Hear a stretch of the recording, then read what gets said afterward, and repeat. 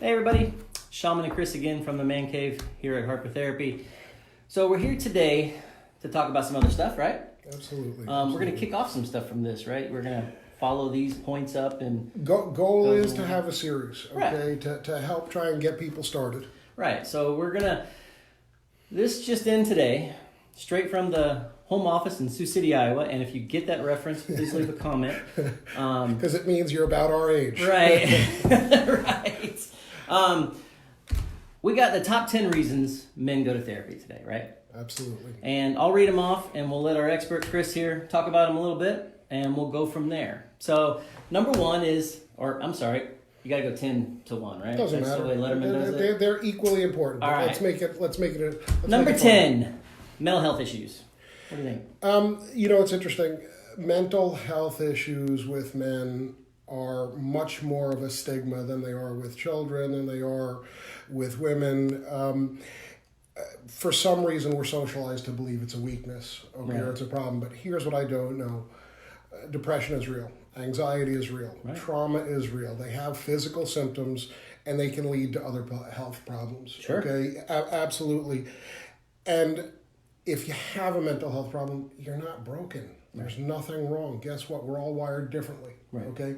Let's get it right. We can help you here at Harper Therapy. Sometimes it just takes a little support in the name. That's right. All right, number 9, anger management.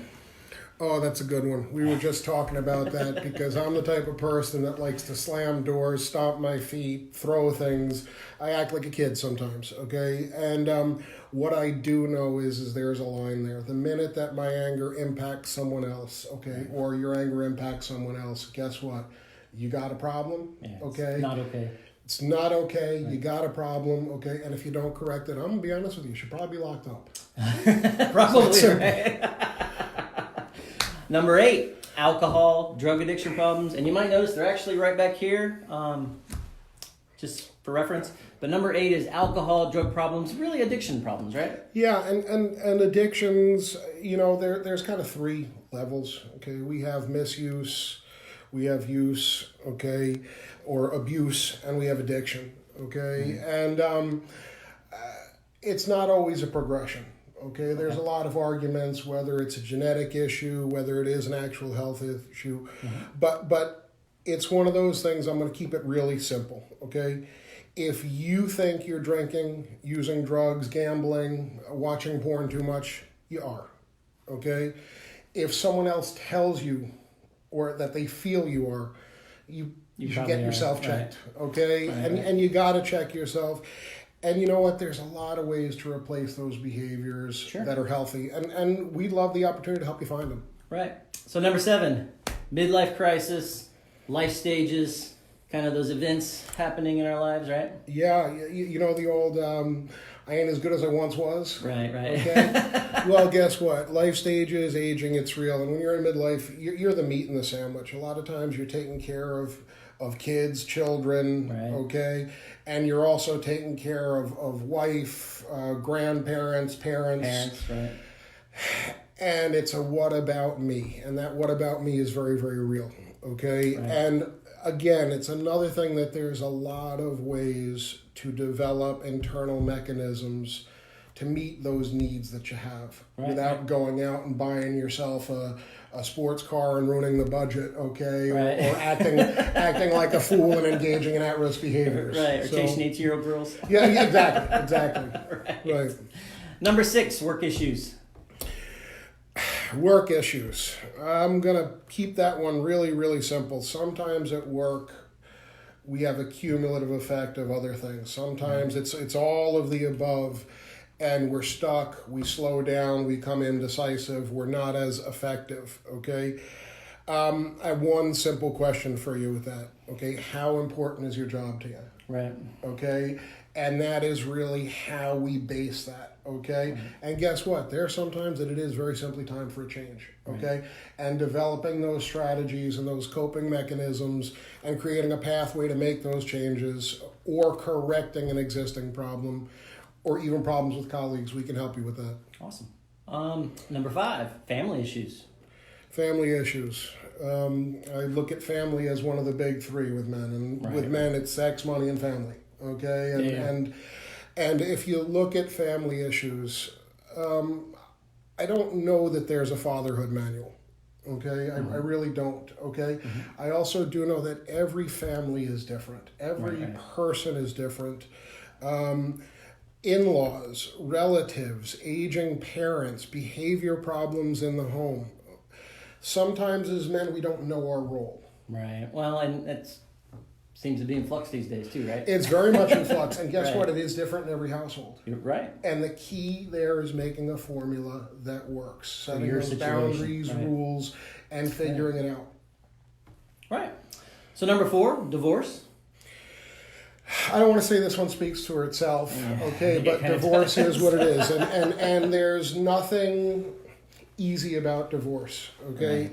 The way I like to look at it, we have a few counselors here that are really experts and specialize in relationships and couples work. And we know that, unfortunately, divorce is sometimes an extension of that. Right. And we can help you. We can be a shoehorn with that. We can help you figure out what's next, pick your path, help with some of the co-parenting concepts, what you need to do, okay? And help you proceed in a way that you manage the grief, manage the negative feelings, and can still be either an excellent father, okay, or start anew, okay, and be able to be clear and free in your decisions.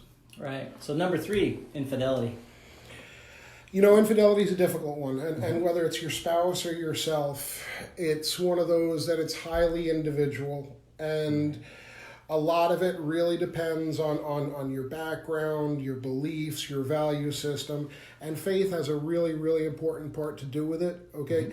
But infidelity is a process of healing, okay? Right. But it also leads to a process of decision making. Sure. And that's one of those things that we deal with on a daily basis, and we can help you to develop a strategy, okay, to get through it, to work through it, or to reinforce a decision that you've already made. Right. Number 2 is sexual issues or intimacy issues. I don't want to talk about that one. I just don't want to talk about that one, okay? Hey, here at Harper, private offices, okay, Safe space to talk through this. safe space to talk about it, okay? Sexual issues and intimacy issues and relationships are all very, very closely related, okay? And again, look at some aging issues, but a lot of times even mental health issues, okay? There's a lot involved. They're really, really complicated, okay? But we're here to listen to you. We're here to work with you, okay? Sure. And we're not just going to sit there, listen, and reflect. We're going to try and help you develop a strategy, okay, to work through it so you leave with a plan. Right, right. And the number 1 reason of the top 10 reasons men come to therapy. Drum roll, please. My wife, girlfriend, or life partner wants me to go. You know, we were talking about it earlier, and we had our support staff, Christian, talking about it as well. And it seems like men never call for their own appointments. Right. Well, yeah, if that's what you think we should do, you know. You know, and I look at that, and it's really, really interesting because guess what? That's your mirror, that's your reflection, that's your partner, okay? Right. Sometimes we do have to trust them, okay? But guess what? Sometimes it helps when they get the ball rolling, and I'm going to attach 2 really, really simple things to that, okay? We'll just cut to the chase. Is your relationship worth saving? Right. First question. Right. Okay. And if it is, you got to do something about it. You got to be emotionally honest, and you got to do it now. That's number 1. Okay. Because the problems aren't just going to go away. They're not going to go away. They're going to continue. They're going to get worse. The resentment's going to build. Right. Okay. And you're going to create more and more and more distance between you and your partner. That's true. That's very true. And the second question I always have is your partner willing to come with you? Okay, right. And a lot of times what we find is I will start with, with one person or a relationship, okay, and then kind of bring that other person in just to demystify the process, to make them feel comfortable, okay, and also to acknowledge some of the changes and the hard work that has been put in therapy. Right, right. So these are the top 10 reasons that men come into therapy. We can support you in all of these here at Harper Therapy. Our number is 813-434-3639. We're going to hit you more with some of these issues and dig a little more in depth over time as we continue the series from the Man Cave here at Harper Therapy. But Chris is an awesome therapist that can help with these issues. We have a whole great team. We use a collaborative environment here, and it's a really good place to come work some of these things out. So if you have a problem, sex, money, or family, give us a call. We're here to help you. Yes, sir.